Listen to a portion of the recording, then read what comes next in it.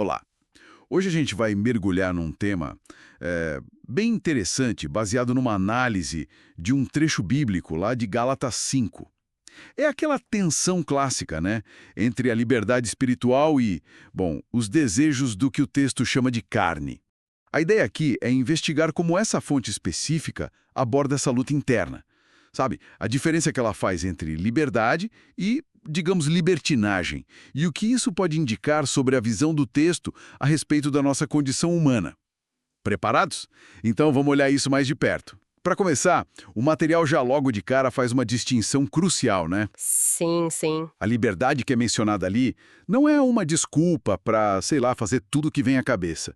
O tal dar ocasião à carne. exato. Pelo contrário, né? A interpretação que o texto dá é que seria um chamado para servir uns aos outros, por amor. Certo. E o texto deixa claro que isso não é algo passageiro. Descreve como uma luta permanente e incessante, uma batalha constante mesmo entre o espírito e a alma, ou a carne. Permanente. É a visão do autor, né? Que isso é contínua na experiência descrita ali. E um ponto que eu acho bem interessante na análise é a crítica àquela ideia de que a gente consegue controlar esses impulsos só na força de vontade, sabe? O mortificar-se por seus próprios esforços. Aham. O texto argumenta que isso, na verdade, teria só um valor legalista. É tipo uma tentativa de ganhar mérito sozinho na força da alma mesmo, ignorando a ação do Espírito Santo que a passagem menciona.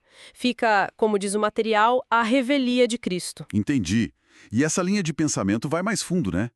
Porque aí o texto traz aquela lista bem explícita. Sim, a das obras da carne. Exato, prostituição, impureza, discórdia, ciúmes, iras, enfim, é uma lista forte.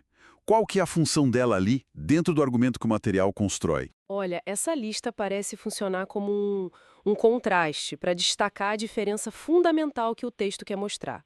Segundo essa análise, o ponto central, o que levaria àquela condenação mencionada, não seriam tipo atos falhos eventuais, deslizes que podem acontecer, né? Certo, tropeços. Isso.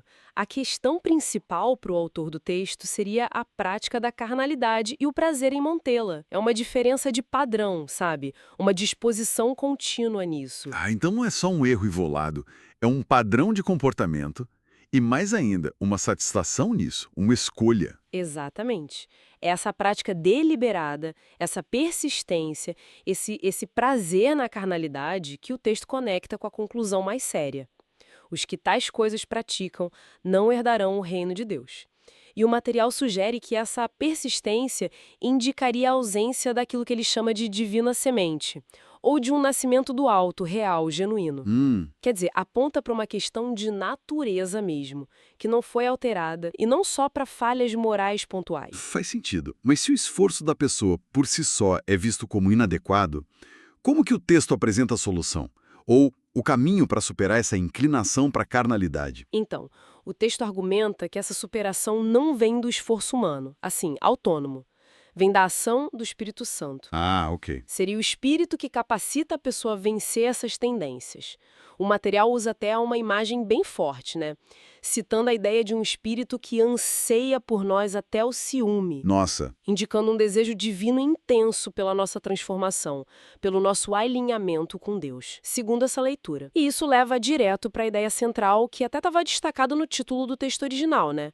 A questão é de natureza e não de moral. certo. Natureza não moral. Isso. O foco do argumento do texto, portanto, não estaria tanto nos atos externos, na moralidade que a gente vê, mas na condição interna, na natureza essencial da pessoa, se ainda é a natureza caída, como se diz, ou se foi regenerada e está em processo de santificação.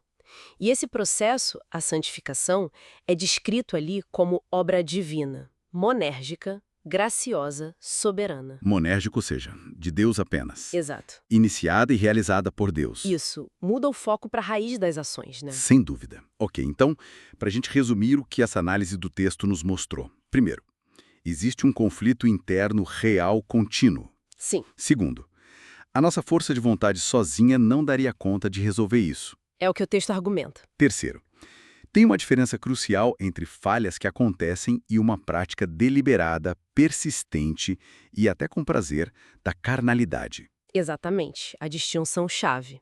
E, por fim, essa distinção toda é usada para argumentar que a questão de fundo é sobre a natureza da pessoa e não só o comportamento moral externo dela. Perfeito. Essa é a linha. E como uma reflexão final, que sai direto das implicações que esse texto levanta, fica um convite à autoanálise, né? Uhum. O material meio que nos desafia a perguntar sobre a origem, a motivação por trás do que a gente faz, do que a gente deseja.